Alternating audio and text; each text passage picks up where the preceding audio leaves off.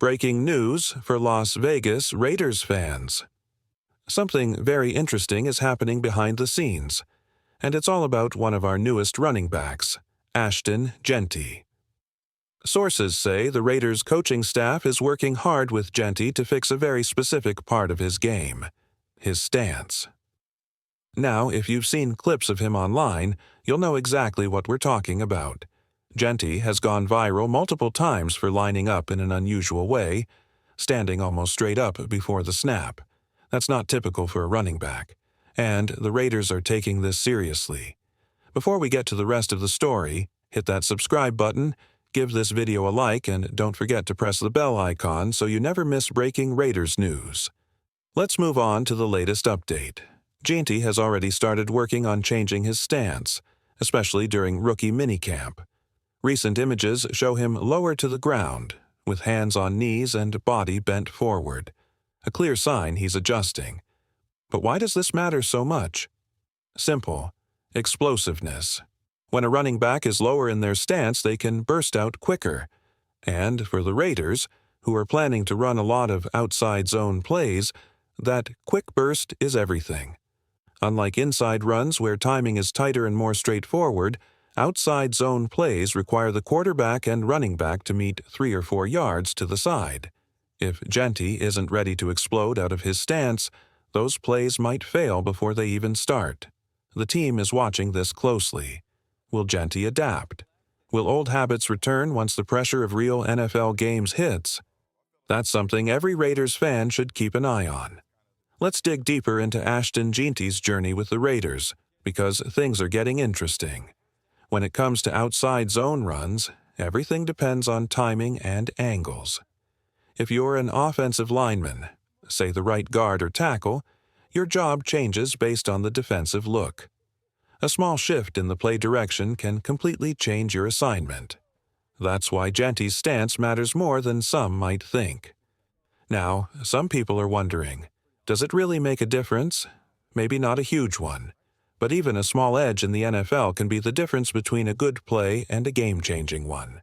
And for the Raiders, perfecting Jeanty's stance could help unlock the full potential of their offensive scheme. But here's the flip side. What if Jeanty plays better in his natural stance? What if forcing a change holds him back? If the choice is between a slightly improved stance or 2,000 rushing yards, maybe you stick with what works. Adjust the scheme instead. Go back to inside zone. Let Jeanty play to his strengths. That's how valuable he could be to this team. And it's not just hype. Even Jackson Powers Johnson, the Raiders' rookie center and absolute powerhouse on the line, is singing Jeanty's praises. When asked about him, Jackson didn't hold back. He described Jeanty as a ball of muscle, pure metal. He said the guy is fast, agile, plays with joy, and most importantly, loves to block.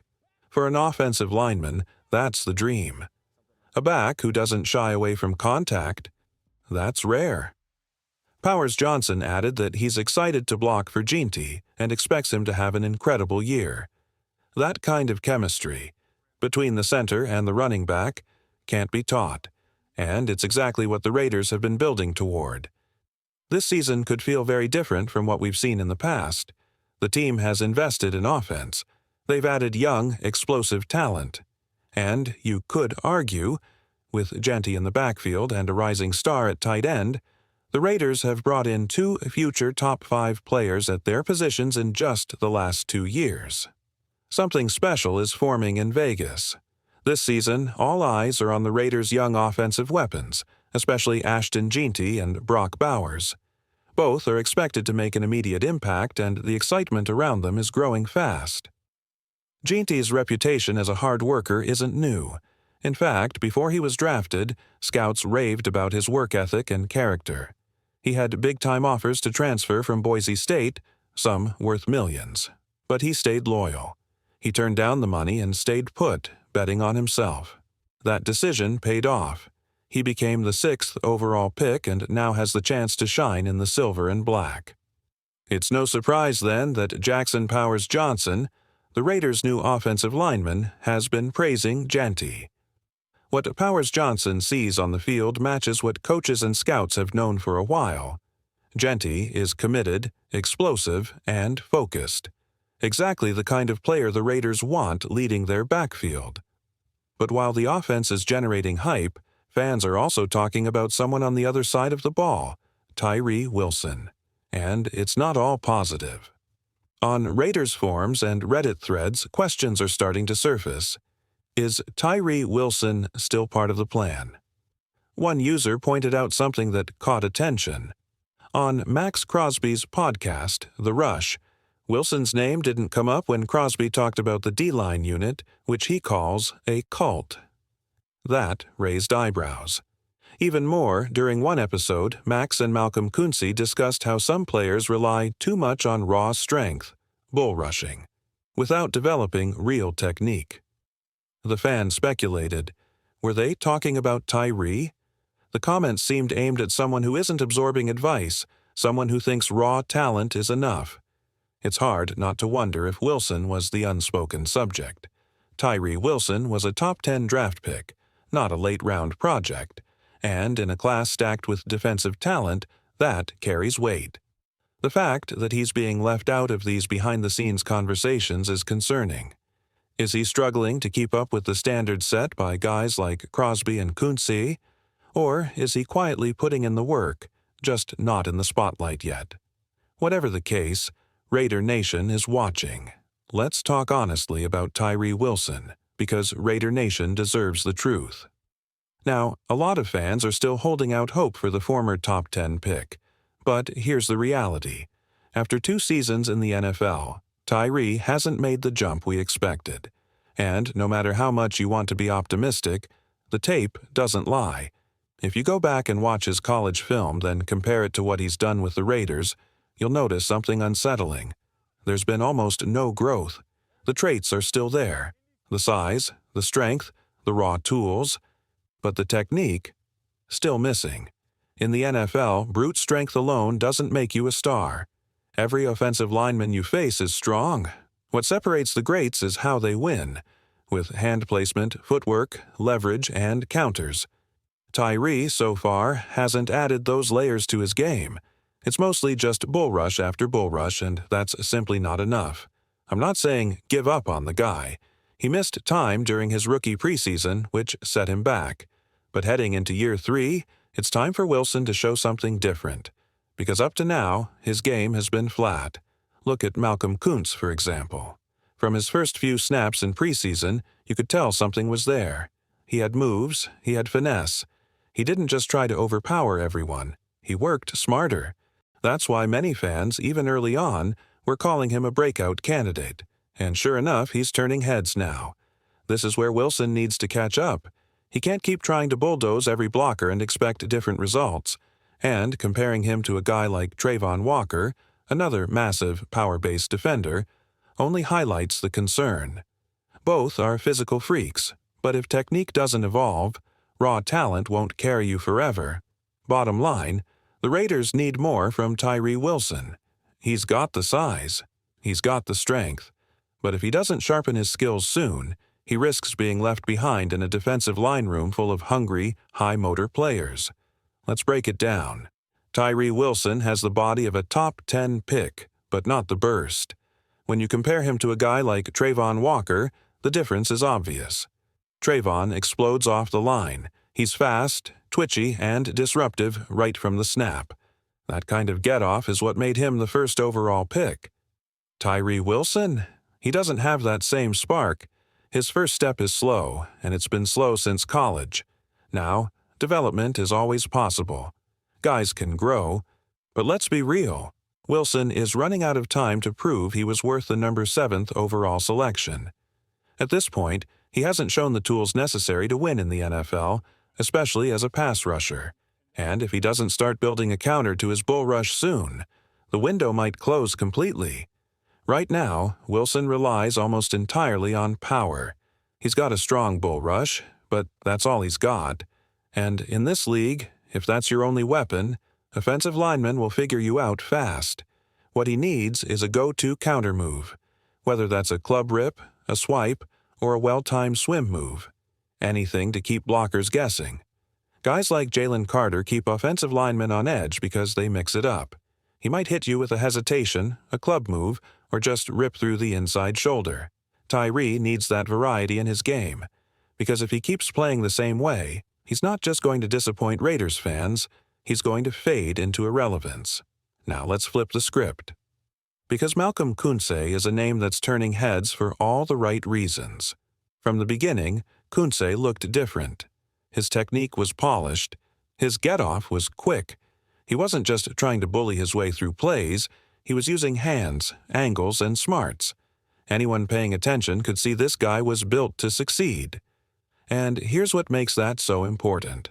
While Wilson's still trying to figure it out, Koonce is already producing. He's earned his snaps, earned his role, and most importantly, earned the trust of this coaching staff. There's still hope for Tyrie Wilson, but the clock is ticking. This is a make-or-break season. If he doesn't evolve his game, the Raiders might be looking at another top pick that never lived up to the hype, while Malcolm Koonce keeps climbing. Let's talk about loyalty, production, and pure upside, because Malcolm Koonce just gave the Raiders a reason to believe they've got something special. During a recent interview, Koonce revealed something you don't often hear in today's NFL. He wanted to stay in Vegas, not just for the money, not just for the opportunity, but because he believes in the Raiders and the core that's being built around guys like Max Crosby. Think about this. Koonce played just 9 breakout games last season. 9. Yet, in that short stretch, he showed enough to land a $12 million deal. That tells you 2 things. First, the Raiders see the potential. And second, they're betting on it.